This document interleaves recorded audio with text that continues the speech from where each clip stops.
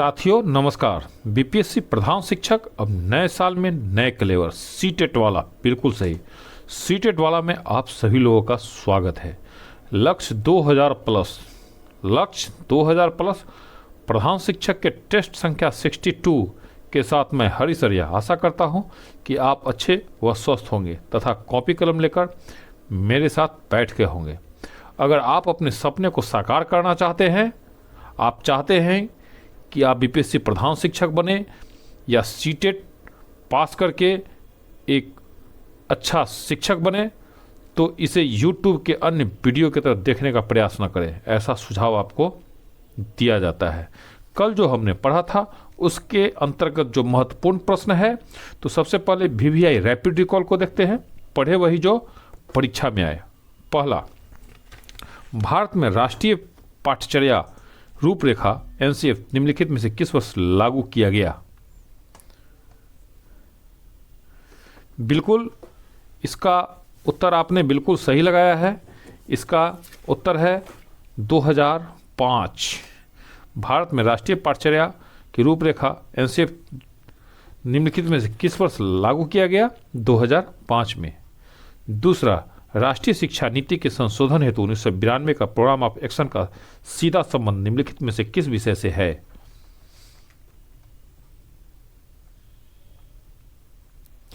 बिल्कुल, इसका उत्तर है डी, उपरोक्त सभी। सार्वत्रिक नामांकन, सार्वत्रिक पंजीयन, सार्वत्रिक अवधारणा। राष्ट्रीय शिक्षा नीति के संशोधन हेतु 1992 का प्रोग्राम ऑफ एक्शन का सीधा संबंध निम्नलिखित में से किस विषय से है? सार्वत्रिक नामांकन, सार्वत्रिक पंजीयन, सार्वत्रिक अवधारणा। तीसरा, राष्ट्रीय पाठ्यचर्या रूपरेखा 2005 निम्नलिखित में से किस निकाय का परिणाम था?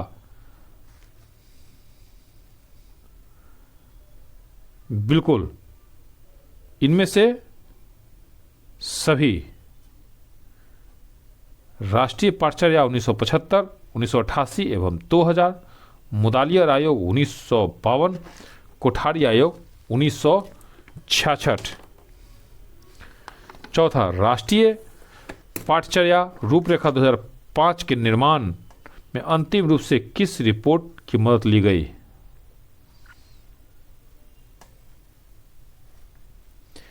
बिल्कुल, इसका उत्तर जो है वो डी है, उपरोक्त सभी। अर्थात राष्ट्रीय पाठ्यचर्या की रूपरेखा 2005 के निर्माण में अंतरिम रूप से यशपाल समिति 1992, बोझ मुक्त अधिगम 1993, राष्ट्रीय शिक्षा नीति 1986 की मदद ली गई। 5, राष्ट्रीय पाठ्यचर्या रूपरेखा निम्नलिखित में से किस निर्देशक सिद्धांत पर आधारित है? बिल्कुल, उपरोक्त सभी।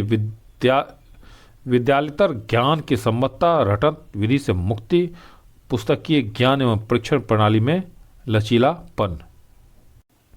राष्ट्रीय पाठ्यचर्या की रूपरेखा निम्नलिखित में से किस निर्देशक सिद्धांत पर आधारित है? विद्यालयतर ज्ञान की सम्मतता, रटन विधि से मुक्ति, पुस्तकीय ज्ञान एवं परीक्षण प्रणाली में लचीलापन। छठा, राष्ट्रीय पाठ्यचर्या की रूपरेखा 2005 में निम्नलिखित में से किस विषय को अधिगम व सीखने की प्रक्रिया का मूलाधार माना गया है? बिल्कुल, आपने सही लगाया है। इसका उत्तर जो है सो बी होगा, भाषा। राष्ट्रीय की पाठ्यचर्या रूपरेखा 2005 में निम्नलिखित में से किस विषय को अधिगम व सीखने की प्रक्रिया का मूलाधार माना गया है? भाषा को। सातवां, राष्ट्रीय पाठ्यचर्या रूपरेखा 2005 के अनुसार वर्ष में कितने दिन की अवधि पाठ्यचर्या निष्पादन हेतु रखा जाना चाहिए? बिल्कुल सही, सी, 200 दिन। राष्ट्रीय पाठ्यचर्या रूपरेखा 2005 के अनुसार वर्ष में कितने दिन की अवधि पाठ्यचर्या निष्पादन हेतु रखा जाना चाहिए? 200 दिन। 8, अध्यापक शिक्षा के संदर्भ में राष्ट्रीय पाठ्यचर्या 2005 की मूल संकल्पना है? बिल्कुल, उपरोक्त सभी। बहुविषय ज्ञान पर जोर, सिद्धांत एवं व्यवहार में एकीकरण, सामाजिक विषयों से शिक्षा की संबद्धता। अर्थात अध्यापक शिक्षा के संदर्भ में राष्ट्रीय पाठ्यचर्या 2005 की मूल संकल्पना है बहुविषय ज्ञान पर जोर, सिद्धांत एवं व्यवहार में एकीकरण, सामयिक विषयों से शिक्षा की संबद्धता। 9, आजकल शहरों में बहुत से छोटे छोटे प्राइवेट प्राथमिक विद्यालय खुलने का क्या कारण है? बिल्कुल, इनमें उपयोगी शिक्षा दी जाती है। आजकल शहरों में बहुत से छोटे छोटे प्राइवेट प्राथमिक विद्यालय खुलने का क्या कारण है? इनमें उपयोगी शिक्षा दी जाती है। 10. सफल शिक्षक के रूप में आप किन छात्रों को पढ़ाएंगे जो उपरोक्त सभी प्रकार के छात्रों को अर्थात अधिक होशियार हो, समान रूप से नीचे हो, सामान्य हो। 11 और अंतिम, यदि कोई छात्र आपके प्रश्न का उत्तर नहीं दे पाता है तो आप क्या करेंगे? बिल्कुल, छात्र के उत्तर न दे सकने का कारण जानने का प्रयास करेंगे। साथियों, शिक्षा का अधिकार अधिनियम 2009 सेट 62, साथियों इसके पूर्व हमने 61 सेट जारी कर चुका है और आपने देखा है इस बार सीटेट के एग्जाम में आपके संस्था के द्वारा कराए गए प्रैक्टिस से लमसम 90% क्वेश्चन टच किया है।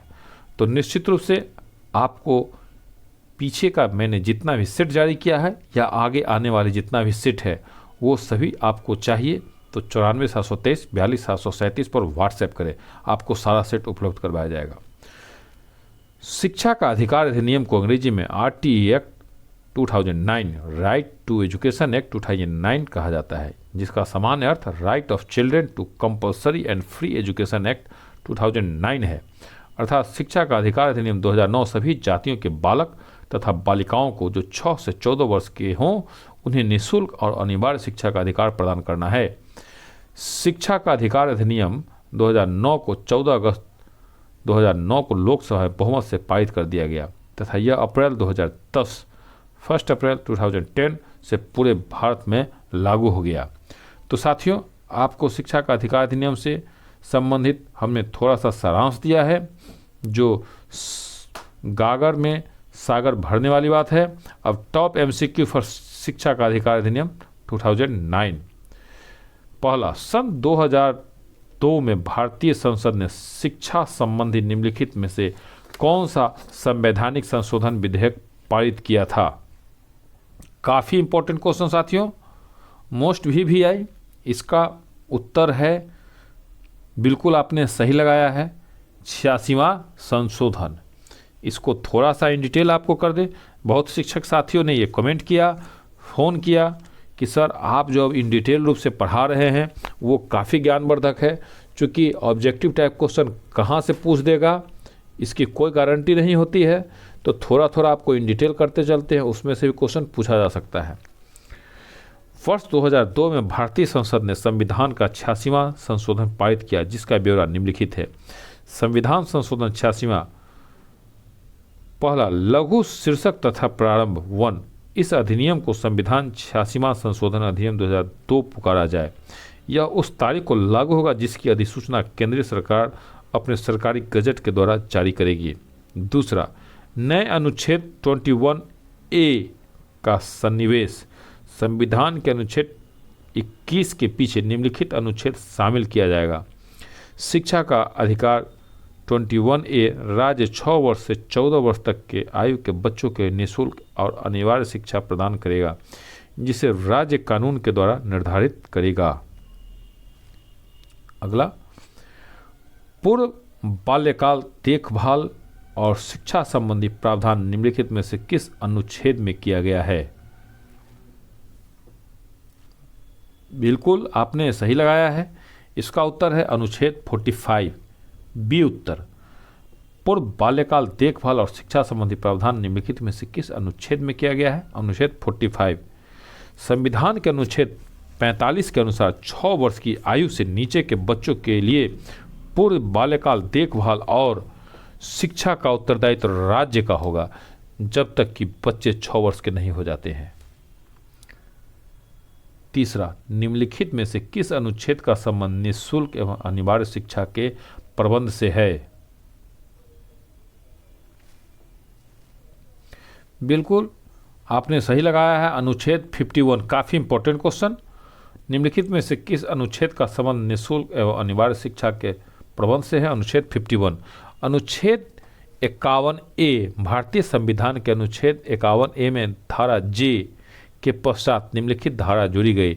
संविधान के 86वें संशोधन को, जिसे 2002 में अनुमोदित किया गया, जिसके अंतर्गत 6 वर्ष से 14 वर्ष तक की आयु के सभी बच्चों के लिए निःशुल्क और अनिवार्य शिक्षा का प्रावधान अधिसूचित किया जा चुका है।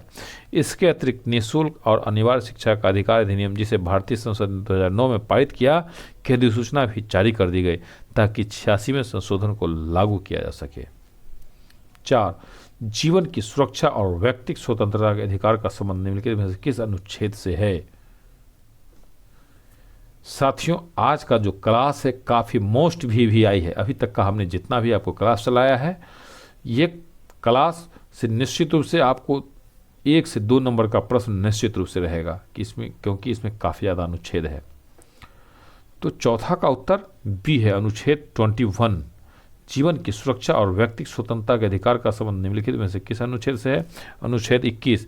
अनुच्छेद 21 का संबंध जीवन की सुरक्षा और व्यक्तिगत स्वतंत्रता से है। अनुच्छेद 21 में अनुच्छेद 21A जोड़ा गया है। अनुच्छेद 21A में 6 वर्ष से 14 वर्ष तक की आयु के सभी बच्चों के लिए शिक्षा के अधिकार को मौलिक अधिकारों की श्रेणी में सम्मिलित करता है। वर्ष 2002 में 86वें संशोधन अधिनियम के द्वारा अनुच्छेद 21A को जोड़ा गया है।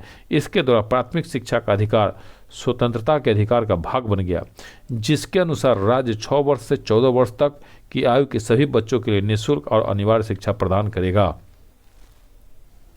5. अनुच्छेद 51A के संबंध में शिक्षा के प्रति कर्तव्य बोध निम्नलिखित में से किसे माना गया है? बिल्कुल आपने सही लगाया है, नहीं लगाया है, अपने उत्तर को आप करेक्ट करें। इसका उत्तर है डी, उपरोक्त सभी माता का, पिता का, अभिभावक का। अर्थात अनुच्छेद 51A के संबंध में शिक्षा के प्रति कर्तव्यबोध निम्नलिखित में से माता का, पिता का, अभिभावक का है। अनुच्छेद 51A में नागरिकों के लिए 10 मूल कर्तव्यों को सम्मिलित किया गया है। इस संशोधन के माध्यम से 11वां मूल कर्तव्य जोड़ दिया गया है, जिसके अनुसार सभी माता पिता या अभिभावकों का यह कर्तव्य है कि वे 6 वर्ष से 14 वर्ष तक की आयु के सभी बच्चों को शिक्षा के अवसर प्रदान करें। अतः अपने बच्चे आश्रितों को शिक्षा के अवसर प्रदान करना अब प्रत्येक नागरिक का मूल कर्तव्य बन गया है। 6. शिक्षा का अधिकार अधिनियम 2009 निम्नलिखित में से शिक्षा के किस लक्ष्य की प्राप्ति हेतु पारित किया गया? बिल्कुल आपने सही लगाया है, नहीं लगाया है, अपने उत्तर को आप करेक्ट करें। इसका भी उत्तर है डी, उपरोक्त सभी। अर्थात शिक्षा का अधिकार अधिनियम 2009 निम्नलिखित में से शिक्षा के किस लक्ष्य की प्राप्ति हेतु पारित किया गया? प्राथमिक शिक्षा, उच्च प्राथमिक शिक्षा, प्रारंभिक शिक्षा। अर्थात 4 अगस्त 2009 को भारतीय संसद ने शिक्षा के संबंध में एक ऐतिहासिक अधिनियम पारित किया, जिसे शिक्षा का अधिकार अधिनियम 2009 कहा जाता है। प्रारंभिक शिक्षा के सार्वत्रीकरण के लक्ष्य को प्राप्ति हेतु भारत सरकार की ओर से यह सर्वाधिक प्रतीक्षित कदम था। उल्लेखनीय है कि कोल्हापुर, महाराष्ट्र में छत्रपति साहूजी महाराज ने सन 1902 में सभी दलित बच्चों के लिए निःशुल्क और अनिवार्य शिक्षा संबंधी अधिनियम पहले ही तैयार कर दिया था तथा लागू भी कर दिया गया था। सन 1918 में वल्लभ भाई पटेल ने सार्वत्रिकीकरण शिक्षा को एक अधिनियम पारित करवाकर बॉम्बे के सभी नगर परिषद में निःशुल्क और अनिवार्य कर दिया था। 7. महात्मा गांधी ने बच्चों की निःशुल्क एवं अनिवार्य शिक्षा संबंधी जिस योजना का समर्थन किया था वह किस नाम से जाना जाता है? साथियों, चैनल पर कोई पहली बार है, अगर आपको प्रधान शिक्षक या सीटेट पास करके शिक्षक बनना है तो चैनल को सब्सक्राइब कर ले और अपना सुंदर सा प्यारा सा जिला जरूर कमेंट करें कि आप कहाँ से हैं, जिससे हमें पता चलेगा कि आपके जैसे होनहार शिक्षक एग्जाम की प्रिपेयरिंग करके एग्जाम को क्रैक करने वाले हैं। 7वां, महात्मा गांधी ने बच्चों की निःशुल्क एवं अनिवार्य शिक्षा संबंधी जिस योजना का समर्थन किया वह किस नाम से जाना जाता है? तो निश्चित रूप से इसका उत्तर आपने सही लगाया है, ऐसा आशा है। नहीं लगाया है अपने उत्तर को करेक्ट करें। वर्धा योजना। 8. भारत सरकार जिस संयुक्त राष्ट्र बाल अधिकार घोषणा पत्र का पुरजोर समर्थक है वह किस वर्ष जारी हुआ था? बिल्कुल इसका उत्तर है 1959। भारत सरकार ने जिस संयुक्त राष्ट्र बाल अधिकार घोषणा पत्र का पुरजोर समर्थक है वह किस वर्ष जारी हुआ था? 1959। 9वां, निःशुल्क एवं अनिवार्य शिक्षा का अधिकार अधिनियम निम्नलिखित में से किस आयु सीमा वाले बच्चों से संबंध है? बिल्कुल 6 से 14 वर्ष के लिए। आपने सही लगाया है, बिल्कुल सही लगाया है सभी लोगों ने, ए ऑप्शन। 10, शिक्षा अधिकार अधिनियम के अनुसार जिस बच्चे की उम्र 6 वर्ष से अधिक है वह शिक्षा पाने का हकदार होगा। कहाँ? बिल्कुल इसका उत्तर हम लोग बखूबी जान रहे हैं।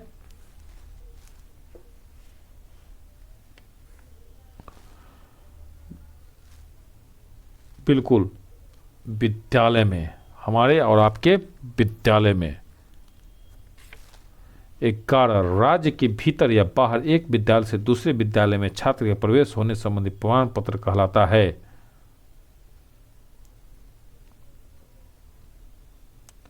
बिल्कुल आपने सही लगाया है, इसका उत्तर है बी, स्थानांतरण प्रमाण पत्र।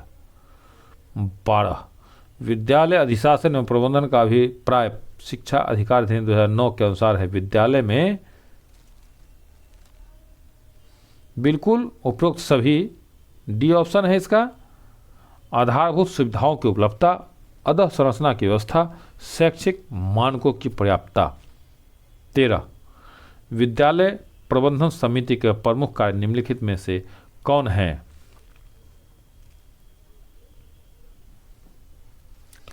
बिल्कुल इसका उत्तर है उपरोक्त सभी। विद्यालय प्रबंधन समिति के प्रमुख कार्य निम्नलिखित में से कौन है? तो विद्यालय कार्य की निगरानी, विद्यालय विकास योजना, अनुदान राशि की निगरानी। 14, अध्यापकों एवं प्रबंधन समिति की सबसे बड़ी चुनौती निम्नलिखित में से कौन है? बिल्कुल बिल्कुल सही आपने लगाया है, डी ऑप्शन। ड्रॉप आउट, अनियमितता, विद्यालय छोड़ना। अध्यापकों एवं प्रबंधन समिति की सबसे बड़ी चुनौती निम्नलिखित में से कौन है? ड्रॉप आउट, अनियमितता, विद्यालय छोड़ना। 15, भारत में शिक्षा का अधिकार अधिनियम निम्नलिखित में किस वर्ष पारित हुआ था? बिल्कुल 2009 में भारत में शिक्षा का अधिकार अधिनियम निम्नलिखित में से किस वर्ष पारित हुआ था? 2009। 16, शिक्षा के अधिकार अधिनियम 2009 को लागू करने के संबंध में राज्यों को निम्नलिखित में से किस संबंध में छूट दी गई है?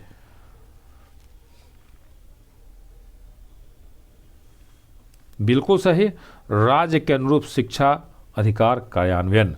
शिक्षा के अधिकार अधिनियम 2009 को लागू करने के संबंध में राज्यों को निम्नलिखित में से किस संबंध में छूट दी गई? राज्य के अनुरूप शिक्षा अधिकार कार्यान्वयन। 17, शिक्षा अधिकार अधिनियम 2009 का मानक नियम प्रलेख विशेष आवश्यकता वाले बच्चों के अधिगम हेतु प्रस्तावित करता है। बिल्कुल अपने उत्तर को आप करेक्ट करें, ये नहीं है तो राज्य सरकारों को। इसका सही उत्तर है राज्य सरकारों को। शिक्षा अधिकार अधिनियम 2009 का मानक नियम प्रलेख विशेष आवश्यकता वाले बच्चों के अधिगम हेतु प्रस्तावित करता है राज्य सरकारों को। 18, विलंब से दाखिला पाए बच्चों के लिए जिस विशेष अध्यापक शिक्षण प्रशिक्षण का उल्लेख अधिनियम 2009 करता है उसको न्यूनतम अवधि होगी। बिल्कुल इसका उत्तर है 4 महीने। विलंब से दाखिल पाए बच्चों के लिए जिस विशेष अध्यापक शिक्षण प्रशिक्षण का उल्लेख अधिनियम 2009 करता है उसके न्यूनतम अवधि होगी 4 महीने। 19, शिक्षा अधिकार अधिनियम में विलंब से दाखिल पाए बच्चों के अधिगम उन्नयन हेतु निम्नलिखित में से कौन सा प्रावधान किया गया है?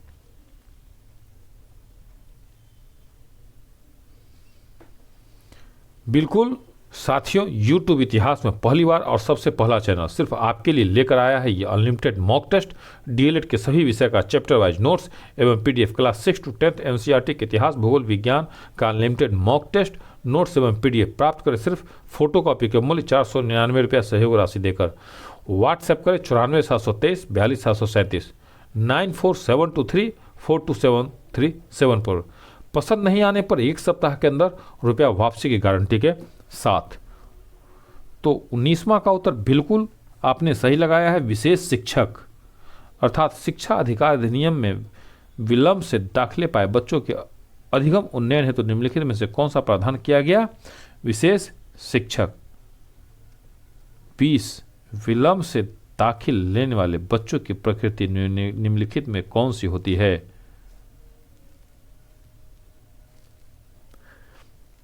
बिल्कुल इसका उत्तर आपने सही लगाया है, डी उपरोक्त सभी। मंदबुद्धि बच्चे, कुसमायोजित बच्चे, अपराधी वृत्ति वाले बच्चे। विलंब से दाखिल लेने वाले बच्चों की प्रकृति निम्नलिखित में से कौन सी होती है? मंदबुद्धि बच्चे, कुसमायोजित बच्चे, अपराधी वृत्ति वाले बच्चे।